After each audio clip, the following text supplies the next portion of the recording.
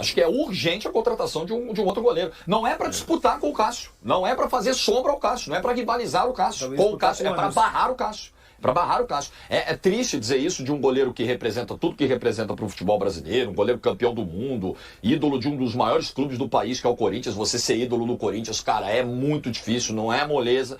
Mas, irmão, de novo, cara, o Cássio falhou grosseiramente mais uma vez e nos dois momentos do gol da vitória dos caras, né? Quando ele vem o cruzamento que ele solta a bola, sai o escanteio e ele falha também depois na execução do escanteio na primeira trave. É engraçado. Cara. Eu chego às vezes pro meu pai e falo, pô, e o Cruzeiro, você viu? Daí ele já fala, a primeira coisa que ele fala, o Cássio fez merda de novo? É a primeira coisa que ele fala. E o Cássio? Entregou de novo? Eu acho triste, cara. Eu tô muito na sua linha. Eu acho triste ver. E hoje nesse cenário, né, o Léo Aragão não é uma sombra, não é uma ameaça ao Cássio. Não tem. Precisa contratar. Que é o goleiro reserva. Não tá legal pro Cássio. Tem torcedor do Corinthians que tá feliz da vida com isso, tá? Tem torcedor do... Opa! Nossa, tem que ser muito... Ah, tem. Nossa, tem que ser muito... Tem torcedor do Palmeiras que tá feliz da vida com o Dudu? Tem corintiano que fala, ele podia ter ficado aqui, encerrado a carreira. Flamenguista com o Gabigol. Só lembrando que o Cássio sai do Corinthians, reserva absoluta, assim. O Carlos Miguel era o titular do time, sem nenhum questionamento, e não tinha, ele sai... Chega pra todo mundo, mano, na hora chega, não tem como. E o Cruzeiro deu 4 anos de contrato pro Cássio. Meu Deus. Tá passando vergonha o Cruzeiro? É curioso que o Cruzeiro tinha dado uma projeção de melhora. O Leonardo Jardim tinha tomado decisões não duras, né? Mas tinha tomado decisões ali, barrou o Dudu, barrou o Gabigol, barrou o William, né? Um jogador que no semestre passado teve na seleção brasileira e tudo mais, trouxe o Villalba para Zé. Então ele tomou medidas ali que acho que melhoraram o time. Ontem deu uma rodada aí contra o Palestino. O jogo do Cruzeiro nem foi ruim assim, sabe? O primeiro tempo do Cruzeiro acho que foi bom. Aí toma um gol nas condições ali que o Cássio tomou. No segundo tempo, talvez nem merecesse tanto assim empatar o jogo pelo segundo tempo, quando empata e aí toma o gol logo depois. É lógico que no imaginário do torcedor, que imaginava que, cara, passamos tudo que tinha de ruim para passar, agora vai melhorar. Você pega um brasileiro, o time tá dando uma patinada, embora tenha reagido nos 2 jogos. E, na Sul-Americana você tem 3 jogos e 3 derrotas, depois de ter feito vice-campeonato no ano passado, né? O Cruzeiro fez uma boa Sul-Americana no passado, apesar da final foi muito ruim, mas o Cruzeiro em boa parte fez uma boa Sul-Americana. Acho que é complicado. Tem aí uma questão, que o Cruzeiro nos últimos 8 meses, 8, 9 meses, o Cruzeiro trouxe, 13, 14 jogadores de novos, né? No meio do caminho teve 2 treinadores, né? Teve o Diniz, uma passagem ruim, curta, e agora tendo o Leonardo Jardim. O Leonardo Jardim que não montou o elenco e já fez críticas à montagem desse elenco. E já pediu reforços, já disse que o elenco já apontou coisa. Então, acho que é uma frustração muito grande. Eu imagino que o torcedor do Cruzeiro esteja muito frustrado, com razão. E realmente, numa Sul-Americana, num grupo com Palestino, Mushuc Runa e o União Santa Fé. E União Santa Fé. Você ter 3 jogos e 3 derrotas é realmente bem complicado. Porque assim, uma parada, a nossa produção até coloca, segunda pior campanha da competição. Se tivesse um grupo ainda que de repente você pega um time de equatoriano de primeira prateleira ali, beleza. Você pega, mesmo que seja de segunda prateleira do futebol argentino, mas gente, não dá, cara. Mushuc Runa, velho. Que isso é isso? É brincadeira. O emblema parece de escolinha de futebol. Não, o Palestino, esse escudo também é ridículo do Palestino, mas enfim. União de Santa Fé, que beleza, ainda seria talvez uma. Cara, é rabeira de tabela na Argentina. Mas assim, não dá, cara. Não dá. A gente pode. O Cruzeiro a gente pode analisar de 2 formas. O Cruzeiro do último mês. E junto com o Cruzeiro de ontem. Eu tô com o Vitor. Achei que o primeiro tempo do Cruzeiro foi bom. Achei que o segundo tempo baixa o nível, mais longe de ser calamitoso. Achei que o Gabriel ontem fez um bom jogo, principalmente no primeiro tempo. Gabriel colocou 2 bolas pro Lautaro e ele desperdiçou 2 gols. Assim, a gente pode olhar para isso. A gente pode olhar para isso. A gente pode olhar para o fato de o treinador ter tirado essas peças e ter colocado um time mais seada, lembra? Sim. E aí a gente, beleza, pode falar, o treinador foi lá, mudou, acho que vinha numa recuperação, perdeu do Red Bull, mas fez um jogo competitivo e tal, beleza. Só que aí a gente pode analisar o caminho do Cruzeiro para chegar até hoje sob essa gestão. E aí que entram meus questionamentos, que a gente já fala há algum tempo. Começo do ano eu lembro que a gente, e aí Renatão, Cruzeiro, eu falei, mano, prefiro ver. Porque não é o tipo de trabalho de gestão que eu gosto. Primeiro, treinador que fazia um bom trabalho lá, foi tirando os jogadores mais competitivos que ele tinha para colocar os que chegavam, o time foi baixando. Esse mesmo treinador rolou áudio do dono do clube, fazendo que o dono do clube começou a contratar a rodo, e o próprio dono do clube nesse momento já fala, acho que errei em alguns investimentos. Ele não acha, né? Ele falou isso para esse mesmo investidor querendo jogar pra torcida, coisinha de Gabigol pra alfinetar o Tite, vai com um jogador na apresentação e levanta a mão, sabe? Um negócio assim meio egocêntrico, que, isso entra no jogo, não perde. Isso tá no balaio. Isso a gestão acontece. Então assim, o Cruzeiro fez um tipo de contratação de jogadores já em reta final. O Gabigol, eu não digo que é reta final, porque o Gabigol ainda tem uma idade ok.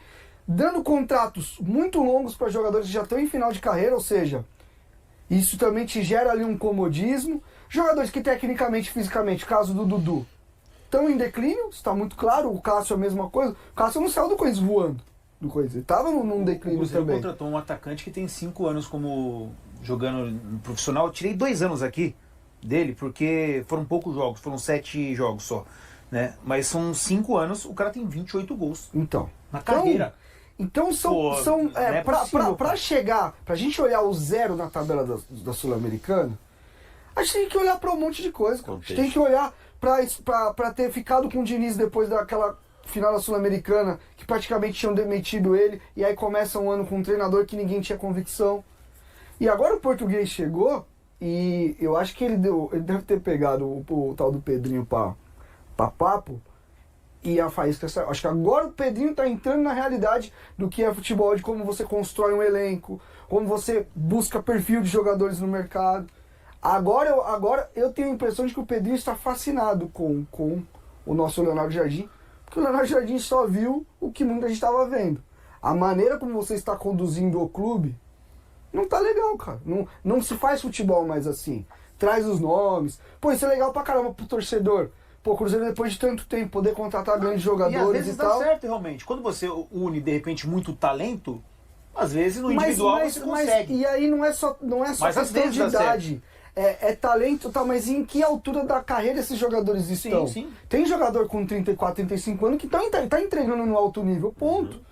O Dudu não era esse caso. O Gabriel, mesmo não tendo mais 30, não é esse caso. O Cássio vinha num declínio, sim. Fagner. Então, assim, no meio disso tem boas contratações. O Fabrício Bruno é uma boa contratação. O Christian é uma boa contratação. Ele tem o lateral esquerdo da base, o Kaique. O Wallace, quem imaginar que o Wallace ia vir o primo dele da Itália, não ia vir ele. Sabe? Lógico, tem acertos no meio, não acho que tá tudo errado. Mas a maneira como foi conduzida, eu sempre tive o pé atrás. Pra você, então, quem tem a maior culpa e parcela de culpa? Pra minha gestão, cara. Pra minha gestão. Presidência, né? Bom. E na entrevista lá, o Tempo Esportes, que o Pedrinho ficou... Também, é uma outra coisa, né? Tem falado demais também, né? Dentro de um ambiente desse. Não tá legal, tem dado muita entrevista, mas ok, eu quero mais que ele fale mesmo, que é mais pauta pra gente repercutir. Mas na entrevista ele joga muito holofote em cima do Alexandre Matos, né? Sim. E ele diz, eu e o Matos, eu e o CEO erramos demais, agora vamos torcer para não errar, para errar menos, ou se possível não errar e tudo.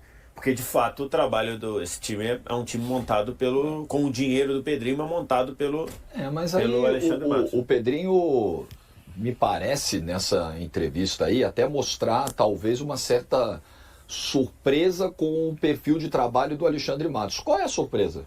O Alexandre Matos trabalha dessa forma. Investimentos altos, de muito risco, tanto acertando quanto errando, mas sempre risco muito alto, assim. Você traz um gestor como esse e você está esperando o quê? Você traz um jogador como o Gabigol, que há 2 anos não joga no alto nível. Ontem foi bem o Gabigol, tá? Ontem foi um bom primeiro tempo do Gabigol, principalmente. Ele bota o Lautaro Dias 2 vezes em condições de fazer gol e o Lautaro não faz. O Cruzeiro teve 2 chances com o Lautaro e teve uma com o Rodriguinho, poderia ter aberto o placar no primeiro tempo. Tomou o gol no finalzinho do primeiro tempo e é castigado. Mas o que você espera quando você traz um jogador com o histórico recente do Gabigol, com o histórico recente do Dudu? Não dá para agora o dono da SAF do Cruzeiro mostrar surpresa com o que está acontecendo. Os riscos estavam todos aí, claríssimos, né? E o Cruzeiro resolveu assumir esses riscos. Então, fazer o quê? 2 questionamentos, enquanto a galera participando aqui, mandando mensagem sobre o Cruzeiro também. Ó. Dudu deixou de ser ídolo no Palmeiras, saiu por não ter minutagem aqui e continua sem ser o principal no Cruzeiro. O VTNC, né? Vim trabalhar no Cruzeiro. É a mensagem do Gustavo Palestrino. Em relação a esses caras, para vocês, Dudu, Gabigol, Cássio, esses caras têm que ser titulares do... Ontem o Dudu fez uma reclamação, né? No pós-jogo, né? Na entrevista que ele deu lá na Zona Mista, a Itatiaia e o Samuel Venâncio estavam lá, e o Dudu disse que não entendeu por que saiu do time. Que é chato, todo cara que é titular, eu fui titular a carreira inteira, e agora eu saí, eu também não entendi por que saí, mas eu respeito a opinião do treinador. Respeita o peru muito, né? Com todo respeito. Respeita criticando a imprensa. Carioca, com todo respeito, e vem a jambrada. Tem que lembrar que ele não tá nos anos passados, né? Os anos não, passados, assim, né? E o time tem mostrado que sim, que eles têm que ser reserva. A faísca de bom desempenho de competitividade do Cruzeiro no ano é quando o treinador que veio parrudo, tá com moral com o dono, fez o que tinha que fazer. Porque assim, quando eles saem do time, o Cruzeiro ganha, né? Não, então, eu acho que o Cruzeiro ganhou 2 ou 3 seguidas no Brasil. O Cruzeiro empata com o São Paulo, fazendo um bom segundo tempo. E o Dudu tinha sido talvez o melhor em campo do Cruzeiro nesse jogo. Quem? Até o momento que sai. Qual jogo? No jogo do São Paulo. No jogo contra o São Paulo. Mas então, aí pro jogo seguinte, ele bota o Christian na função do Dudu lá, e o Christian fecha o meio campo, sai pra jogar, aparece, dá assistência. Então, ele ficou. E o do Gabigol, acho que foi muito claro que o Caio Jorge entrega uma mobilidade que nesse momento o Gabigol não estava entregando. Então, acho que os dois foram barrados dentro da proposta. Acho que os dois foram barrados com razão. Mas tá na hora de repente dá pro Dudu voltar ao time, por exemplo, jogando aberto pelo lado esquerdo? Não. Tá. É que eu acho que... Mas, dentro do que ele queria, só para fechar, com o Christian fazendo ali aquele volante que ganha liberdade para sair. Ponta volante. Ponta volante. Tipo o que o Ramiro fez no Grêmio lá naquela época do Renato. França, lembra? Então assim, era o que ele queria. O Dudu não faz isso. Dudu não tem mais o físico. Não tem mais, né? Tem mais muito tempo. Hoje, depois vindo do LCA e tudo, o Dudu não tem o físico para fazer aquilo lá. Nesse momento, pode ser que ganhe.